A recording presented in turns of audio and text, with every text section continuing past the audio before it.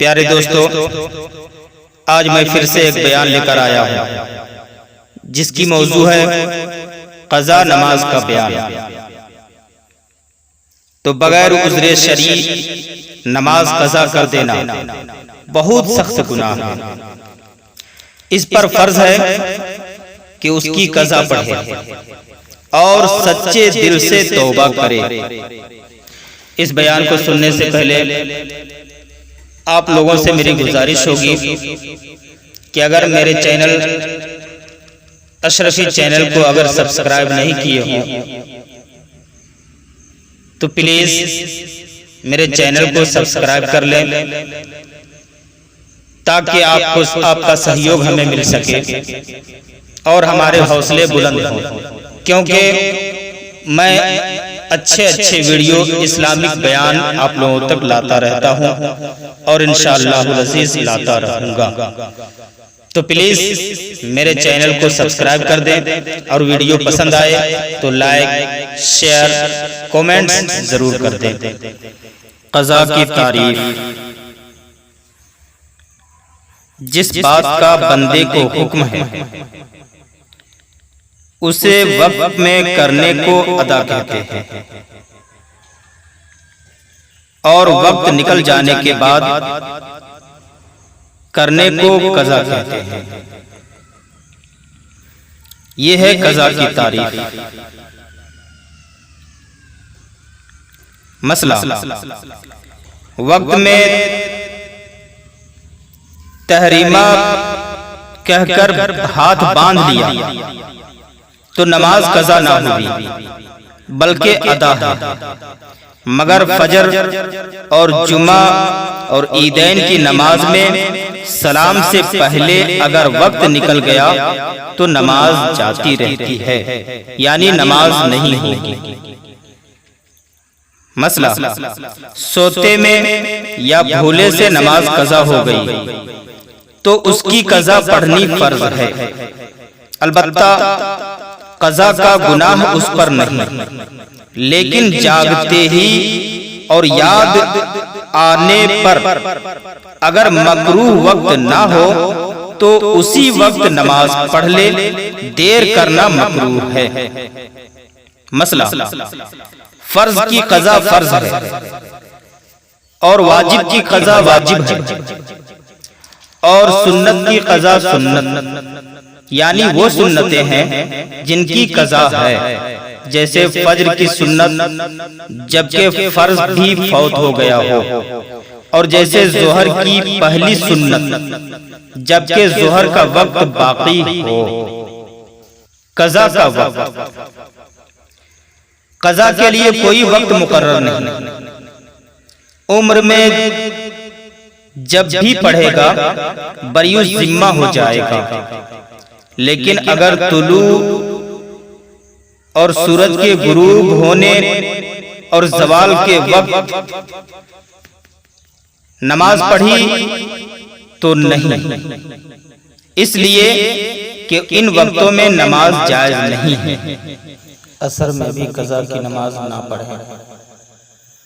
हाँ, अगर उसी असर की नमाज छूट रही हो और सूरज डूबने को चला तो जल्दी जल्दी उस असर की नमाज पढ़ लें, मगर क़ज़ा नमाज असर की नमाज के बाद नहीं है। मसला, जो नमाज जैसी फौत हुई थी उसकी क़ज़ा वैसे ही पढ़ी जाएगी। मसलन सफर में नमाज़े क़ज़ा हुई तो 4 रिकत वाली 2 रिकत पढ़ी जाएगी, अगरचे अकामत की हालत यानी घर में हो, और जो अकामत की हालत में फौत हुई तो 4 रिकत वाली की क़ज़ा 4 रिकत ही है, अगरचे सफर में भी पढ़े।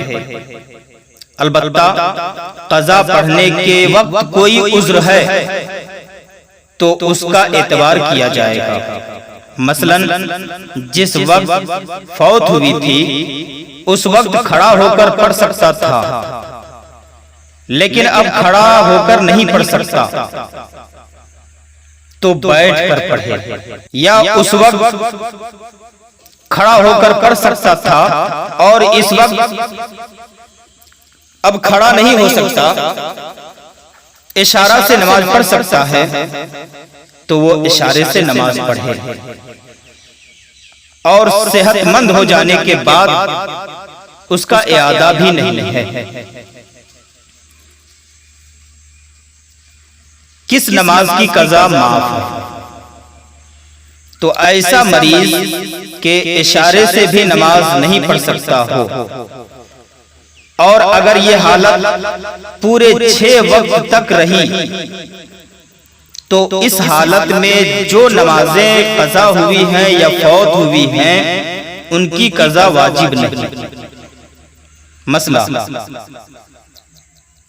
मजनून की हालत जुनून में जो नमाजें फौत हुई, अच्छे होने के बाद उनकी कज़ा वाजिब नहीं, जबकि जुनून नमाज के 6 वक्त कामिल तक बराबर रहा हो। मसला, अगर वक्त में इतनी गुंजाइश है कि मुख्तसर तौर पर पढ़े, तो दोनों पढ़ सकता है, और उम्दा तरीके से पढ़े तो दोनों नमाजों की गुंजाइश नहीं है, तो इस सूरत में भी तरतीब फर्ज है। और बमिक़दार जवाज जहां तक इख्तिसार कर सकता हो इख्तिसार कर ले। तौबा कैसे और कब करे? तो तौबा उस वक्त सही होगा जबकि पहली वाली नमाज कज़ा पढ़ ले। जो नमाज कज़ा हो गई हो उसको अदा ना करके तौबा पर तौबा किए जाए, तो उसे तौबा नहीं कहते हैं, इसलिए कि जो उसके जिम्मे नमाज बाकी थी उसको पूरा नहीं किया और गुनाहों से बाज ना आया, तो तौबा कहां से हुई? हदीस शरीफ में है कि गुनाह पर कायम रहकर तौबा करने वाला उसके मिस्ल है जो अपने रब से ठट्ठा करता है। इसलिए पाक परवरदिगारा से दुआ है कि मौलाए कायनात हम सबको सिद्क दिल से तौबा व इस्तिग़फ़ार करने की तौफीक व रफ़ीक अता फरमा। आमीन सुम्मा आमीन।